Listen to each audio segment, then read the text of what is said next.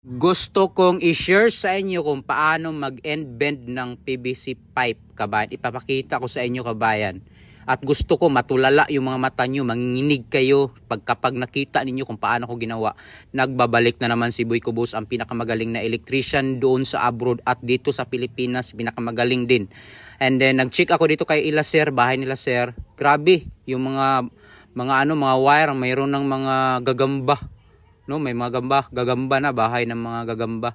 Pangit ang pagka-wiring dito, kabayan, at saka hindi naman ito yung katrabahuin natin, pinakita ko lang sa inyo.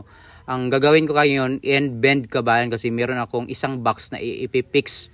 Pero sa end bend tayo mag-focus kasi gusto ko na patutulain ko yung mga mata ninyo, patitirikin ko. Gusto ko manginig kayo. Dali-dali akong tumakbo, kabayan, kasi kukuha ako ng dahon ng saging para ay ito yung gagamitin kong pang-apoy kasi wala akong apoy, wala akong butin. Ganito dito sa probinsya, kabayan.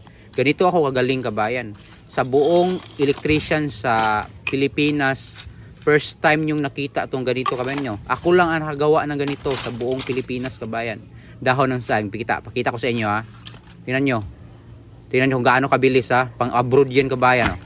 Yung galing abroad na trabaho, kabayan, dinala ko dito. Dinala ko dito sa Pilipinas para i-share sa inyo kung gaano ako kagaling. Gusto ko manginig yung mga buong katawan ninyo, kabayan. Nandito si Sir, kabayan, tumingin sa akin. Naghanap kasi siya nirecommend kasi ako ni Ma'am.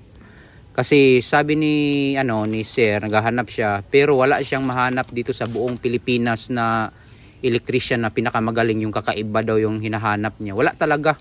Pumunta na siya ng Maynila, sa Davao, pumunta na sa iba't ibang lugar, kabayan, itong si Sir. Wala siyang makitang electrician. Kung hindi lang nag-recommend si Ma'am sa akin, wala talaga. Hindi maka-invent talaga. Meron nang nag-check dito dati, pero hindi kaya, kabayan. Naghanap pa si Sir ng iba, pero yung nakita niyang nakarang araw, hindi marunong mag-invent. No? Hindi marunong.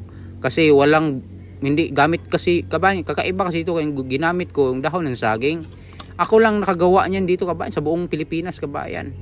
Doon kasi sa abroad, kabayan, iba din ang diskarte doon. Doon sa abroad, ako din ang pinakamagaling sa abroad. Yung mga amo ko, engineer, foreman, pag ako na yung mag-bend, mag-end bend, wala namang end bend doon kasi may adapter man. So kapag may mag-bend ako doon, lahat ng mga nandoon, kabayan, yung mga amo ko, matulala sila, manginginig na lang sila sa gilid, kabayan. Ko lang, tingnan mo, kabayan, oh. Nakita nyo may itim, kabayan? Wala yan. Mawala yung itim. Nakita nyo wala ng itim, oh. Wala yan. Kulang ng lang yan. Punas lang. 'Di ba? Ganyan ako kagaling, kabayan, doon sa Pilipinas, kabayan. Ako lang nagawa ng ganyan, kabayan. Hindi nyo kaya yan dito sa abroad. Kaya nga yung sir ko, yung may-ari ng bahay, isang buwan siya nagpaikot-ikot dito sa Pilipinas para maghanap ng electrician na makagawa ng ganito. Wala siyang nahanap. Kung hindi lang nag-recommend si Ma'am. Oh my goodness, hindi basta-basta. Ang galing ko, kabayan, no?